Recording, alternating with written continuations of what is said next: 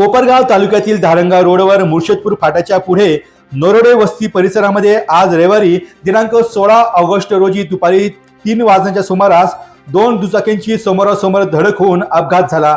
या अपघातामध्ये बाळासाहेब दामू घुमरे वय 55 वर्ष राहणार सांगवी तालुका सिन्नर यांचा मृत्यू झाला असून अनिल खाजेकर वय 45 वर्ष राहणार कोळपेवाडी हे गंभीर जखमी झाले आहेत। प्राथमिक माहितीनुसार दोघेही दुचाकीवरून प्रवास करत असताना नरोडे वस्ती परिसरात त्यांच्या दुचाकींची समोरासमोर धडक झाली।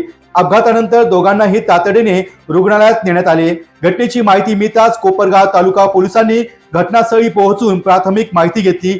बाळासाहेब घुमरे यांना अमित खोकले यांच्या रुग्णवाहिकेतून कोपरगाव ग्रामीण रुग्णालयामध्ये नेण्यात आले असून मात्र त्यांचा मृत्यू झाल्याचे सांगण्यात आले आहे। गंभीर जखमी अनिल खाजेकर यांना संजीवनी उद्योग समूहाच्या रुग्णवाहिकेतून कोपरगाव येथील खासगी रुग्णालयात उपचारासाठी दाखल करण्यात आले असून त्यांची प्रकृती गंभीर असल्याने पुढील उपचारासाठी अन्य ठिकाणी हलवण्यात येत असल्याची माहिती प्राप्त झाली आहे। या अपघाताबाबत कोपरगाव तालुका पोलिसांकडून पुढील कारवाई व तपास सुरू असून अपघाताचे नेमके कारण तपासानंतर स्पष्ट होणार आहे।